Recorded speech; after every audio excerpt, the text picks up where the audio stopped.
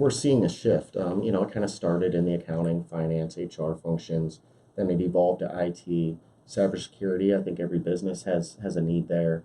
Obviously, payroll processing is a big one that has been around forever. Yeah. But I think we're going to start seeing a shift too, to where you're going to see much more outsourced marketing, outsourced public relations, and I even think it's going to start becoming even higher level. We're going to see outsourced operational control, outsourced strategic planning, things of those nature.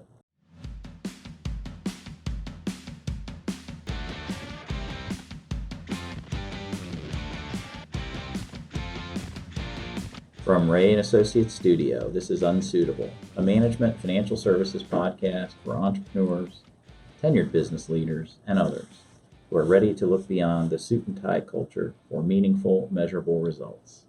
I'm Doug Hauser. Running a business is a lot of work, but I don't have to tell you that. You already know how busy your average day is. You've lived through the struggles of managing the back office, all while trying to deliver your products and excellent client service. You know how hard it is to recruit and retain really great employees. And yet, even though you know it's impossible for you to know and do everything, like most business owners, you try to do it all yourself. But what if you didn't have to do everything yourself? What if you were able to outsource certain aspects of your business to professionals with expertise in areas like HR, accounting, payroll, and cybersecurity? What if you could outsource these business functions without breaking the bank? Today, Renee West and Matt Long are dedicated to finding outsourced solutions for owners of small to mid-sized businesses. As leaders on our HR consulting services team and client advisory services team, respectively, Renee and Matt hear a lot of misconceptions about outsourcing. So on this episode, they're going to clear the air while explaining what the outsourcing process might look like for you. Welcome again to Unsuitable, Matt and Renee. Thank you very much. Thanks, Glad Doug. to be here. Great to have you here, as always. So, what types of services are businesses choosing to outsource these days? What are you seeing? Well, we're definitely seeing a trend in outsourcing for human resources and IT and client advisory services as well. Okay. So a lot of pieces and parts of what they do throughout the day can be outsourced. Matt, your particular area of expertise, client advisory services. We've had you on before, but from a business owner's perspective, talk to me about what that means, because that sounds kind of big. Oh my gosh, they're going to be all over me. So what does that mean? Sometimes. Really looking at the accounting functions and finance functions, from the transactional level work and the data entry all the way up to the financial statement preparation, controllership, and CFO level services. Okay. So kind of the gamut. So yeah, it depends on what the needs are and all of that. Renee, you mentioned some of the things you're seeing, obviously HR, IT, all these types of things being outsourced. What are the advantages to doing so from a business owner's perspective? There's definitely advantages, especially from a time-saving standpoint. Many organizations might not have a full-time employee that is responsible for those functions, and they might have a number of different people performing those duties, or there's one person doing them all. Right. So the ability to have somebody come in and help take that off of their plates, however, still keep them involved in the process, but allow them to focus on their key duties and their growth of their organization. I think that's tremendous. I know when I was a private industry CFO for a few years, I found myself, I was doing a little bit of HR, a little bit of IT, areas which were frankly way outside of my expertise. Mm-hmm. Yeah, sure. And I, was always more fearful I'm doing more harm than good. Right. So, that's very common to feel that way, and especially now with heightened awareness around compliance, more companies and owners are looking at what they need to do to be sure that they are doing things correctly. Yeah.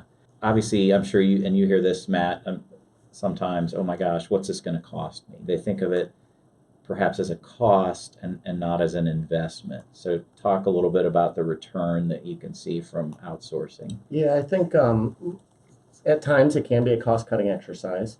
If they have folks in house, as we see a lot of times, there'll be a person that maybe not as efficient as we can be, Mm-hmm. or they're kind of filling their schedule or filling their day when it could be done much quicker and much more concisely.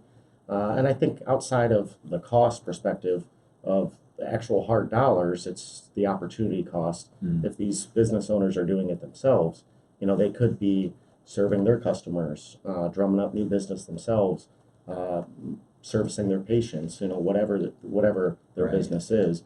And when they're in the back office, whatever that function may be, they're not being customer facing. They're not out driving their business. They're not out growing for themselves. So, and even for those folks who maybe are inside a company and that you've got a hybrid person doing several of these duties, I think about it in the fact that, hey, they can be redeployed to somewhere that's more useful, right? Yeah, a lot of times they're great. They're great folks. They're great individuals.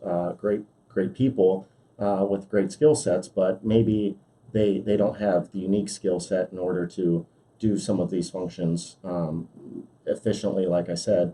And a lot of times they're kind of just fumbling through it, Mm-hmm. and that can get them in trouble sometimes, just because they don't necessarily know what they know and they don't know what they don't know. And they're not, obviously, because they're embedded in that business every day, they don't get the wealth of experience like we do as external consultants, Right. seeing hundreds and hundreds of businesses. Yeah, I Right? think we can keep it a high level and make sure that they're seeing the big picture Yeah. and driving them where they want to be focusing on, versus being stuck in the weeds and caught up in the day to day. Now, Renee, from your perspective on the HR consulting side, obviously that continues to get more and more complex in terms of compliance and Right. things like that. So I imagine that's a huge advantage for a company to say, I don't even know where to start with this, right? Right, and again, we have those conversations almost daily with clients of everything is changing so quickly. How do we keep up with everything? And I've mentioned before that I've seen, in my experience in the last 3 to 5 years, more legislative changes in reference to HR than I have in my whole career. Wow. So being able to stay on top of that and still focus on your day-to-day duties, it's nearly impossible to do because Yeah. it's ever changing. What are some of those things you've seen over the most recent years that are most impactful? The most impactful is the heightened awareness around sexual harassment and the compliance with immigration and ensuring that you're employing legal United States citizens. And also the compliance piece is huge. Yeah. That's where we're seeing a lot with the overtime regulations and the Department of Labor making adjustments there as of this year. Again, there's even more pending legislation right now that we'll see changes, I'm sure, by the end of this year Right. on some other topics as well. So from a client perspective, you can go in, it's not that you have to be there all the time, right? You can go in periodically and help them have the right policies, procedures, programs, Yes. handbooks, things like that. Sure, we can be as hands-on as needed. We can be there, if they want us to be there for a situation with some performance feedback, or we can help to create or update their handbook.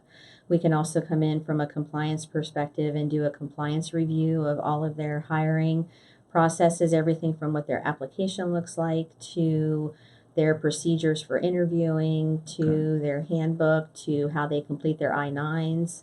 So there's a lot of different opportunities that we can help them on that compliance side. Yeah, that's great stuff, because if I think, as formerly being part of a small company, as I was, and helping folks with that hiring process, it's like, I don't know. I mean, we kind of know the person. We've talked to a few people. We kind of know the right person, but we haven't documented this or done probably the things we need to do.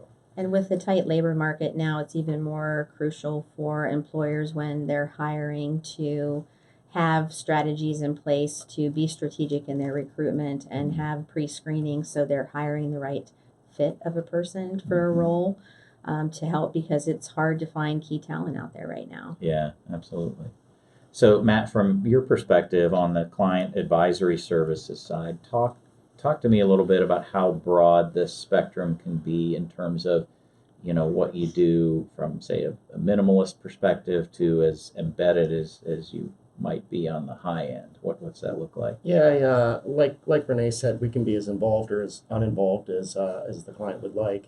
Ideally, we're more involved just so we can be more proactive and keep our pulse on things. But we can kind of be that have that doctor-patient relationship where we're just checking in and having checkups more so than doing a lot of the hands-on heavy lifting. We prefer to be involved just so that we can bring matters to our clients' attention sooner rather than later. And we, like I said, we can do everything, kind of soup to nuts, or we can scale back and try to leverage what personnel they do have, and kind of build our team around their team. So when I'm thinking about advisory services, I start to think about, okay, I'm looking at my financials, say, on a monthly basis. Can you help the client understand maybe where there's gaps there, things that they can improve, Yep. that type of stuff? Yep, and that's really the fun part, right? Yeah. We do the transactional level work, we prepare the financial statements, but the end game is really, hey, let's sit down and let's go through these financials. Let's use them as a tool to make decisions so we can drive their business forward, become more profitable, focus on growth, whatever really their goals are. And that's the fun part. So being able to take what we've learned from other clients, best practices, things we're seeing in the industry, take that, relay it to our clients that we're working with. We have a large network of non-CPAs that we can lean on for other things. It's a lot of fun. Yeah, that's cool. And that's, if I'm the business owner, that's what I want, right? That's the value that you can help bring to the Yeah, table. and a lot of these business owners, they know their business very well. They know their trade or their profession very well, but they don't necessarily understand how to connect the financial statements to their business. Maybe it's just a matter of teaching them how to read them, key things to be looking for. When we can shave a couple points off of their cost of goods, what that really does to their bottom line and frees up cash flow. And oftentimes, I know you and I worked with a client here mutually recently, that quality of financial information is a big thing too. They don't know what they don't know because they just don't have the ability to have that information at their fingertips. So a lot of it is getting that in their hands, right? Yeah, and just kind of coaching them and giving them some direction on what they should be looking for. Okay, this is where we want to get to. So let's talk about what those steps take to get to that point, and just kind of guiding them and coaching them along the way.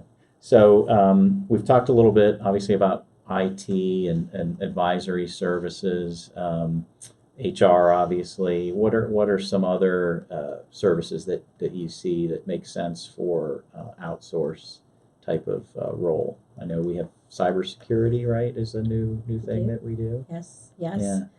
And I know that it seems that a lot more companies are open to looking at options for outsourcing.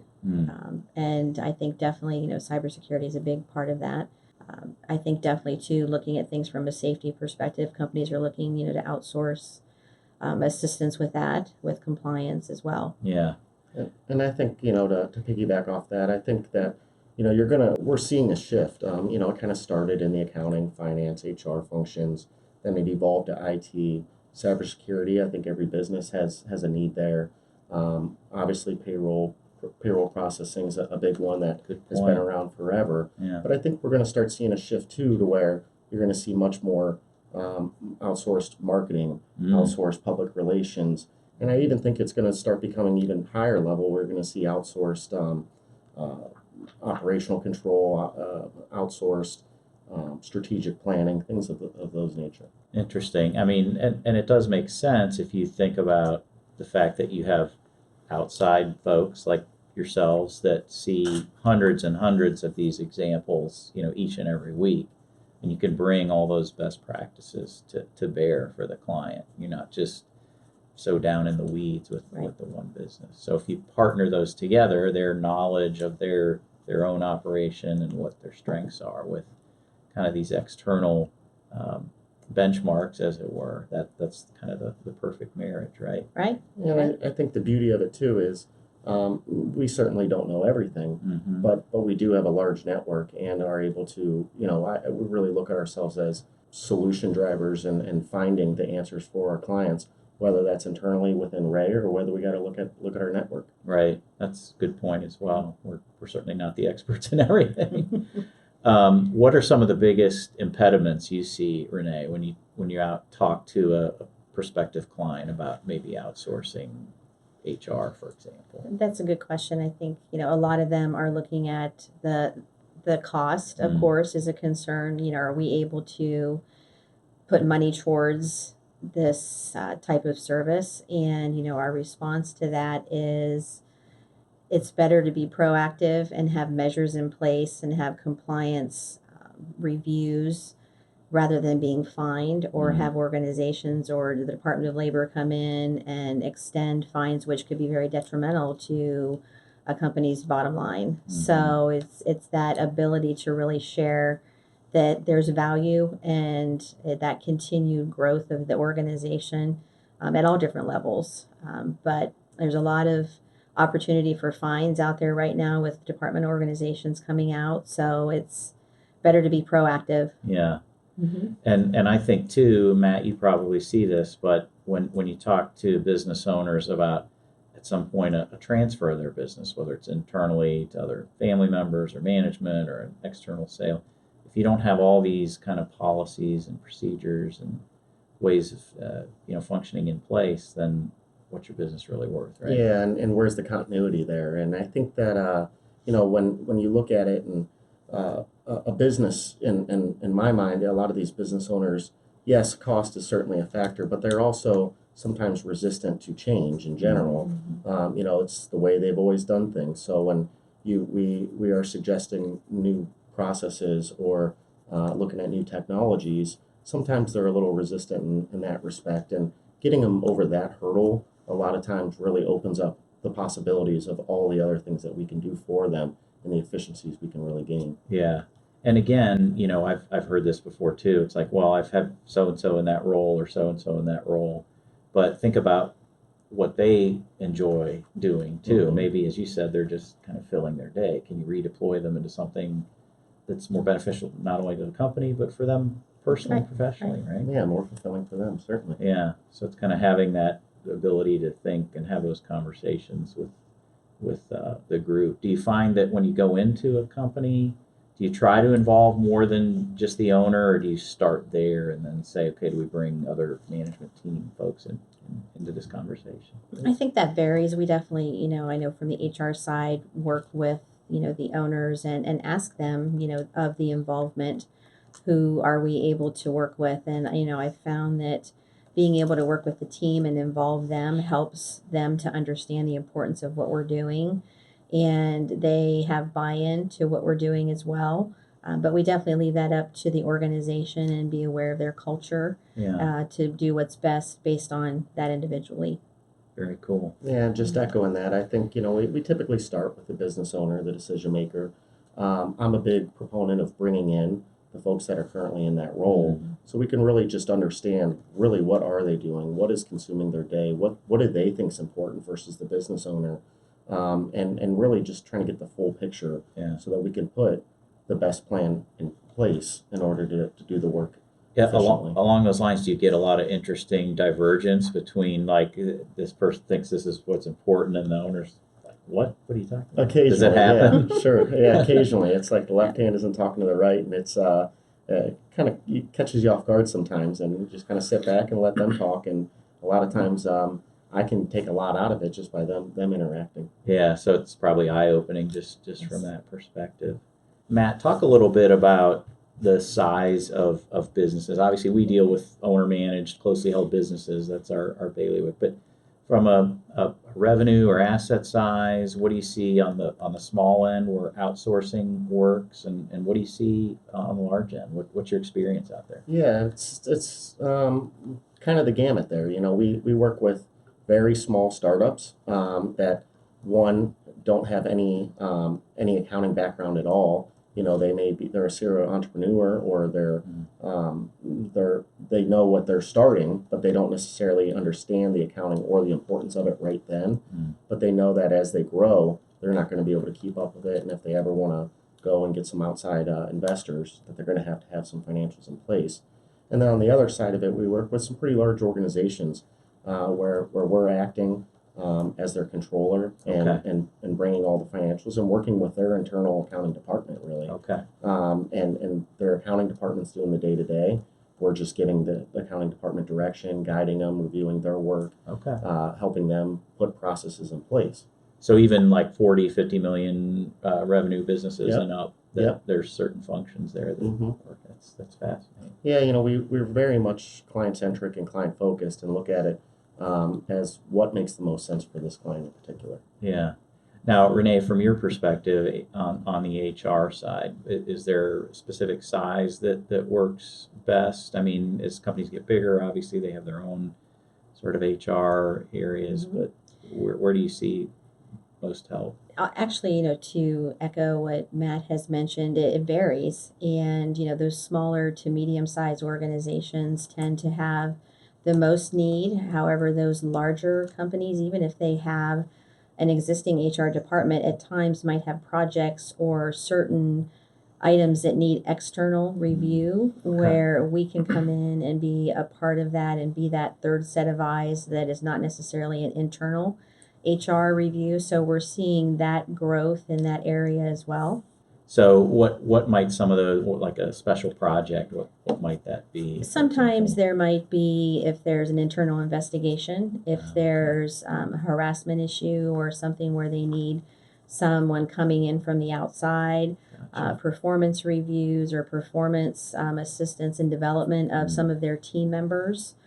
We definitely have tools to help with that as well. Okay. And even like pre-screening on the hiring side and things like that? Yes, as well? we work with individuals to, again, look at how to structure a pre-screening process, to have processes in place to find that right fit. Yeah. If there's a certain production job where they need to have a certain type of skill, we can strategically, work on developing that job posting and that job description to help solicit the most type of applicant traffic to match that, and then help them with the interviewing process and questions. We also can conduct background screenings to ensure that they're hiring qualified individuals. Who they think they're hiring. Yes, very important. Yeah. So really, we from the HR consulting can support them, the total employee life cycle, from the time of recruitment all the way through even offboarding. If and when there is an economic downturn, our sources will switch to that compliance from an outsourcing and a resource perspective to help individuals. Matt, from your perspective on client advisory services side, what do you see coming down the pike here in 2020 and beyond? Is it technology probably more than anything? Yeah, I think anyone that knows me is just, I keep preaching the technology continues to change, continues to get better. I think what we're going to see is that it's going to continue to do more and more heavy lifting. Just this week alone, I think I've demoed 3 or 4 softwares, and we're constantly looking and vetting software to see what is best for our clients that we can implement and use. And then we're going to see more and more of that. I think in the future, our services are going to shift a little bit from doing a lot of the transactional work and doing a lot of the financial statement preparation to implementing systems and implementing processes and training, some folks on their end, because they can potentially just have the technology doing all of the heavy lifting and just a CFO or just a controller. Wow. Yeah. So everything continues to evolve. That's why I want the experts involved, like you guys. Quickly, you got to keep your pulse on it, or you can't keep up. Yeah, that's great stuff. It's good to have the outside expertise. So, well, Matt and Renee, thank you. It's very insightful, and loved having you on as always, and look forward to having you on again to do a deeper dive into these topics. So, if you want more business tips and insight, or to hear previous episodes of Unsuitable, visit our podcast page at www.raisecpa.com/podcast. Thanks for listening to this week's show. You can subscribe to Unsuitable on iTunes or wherever you like to get your podcasts, including YouTube. I'm Doug Hauser. Join us next week for another unsuitable interview from an industry professional.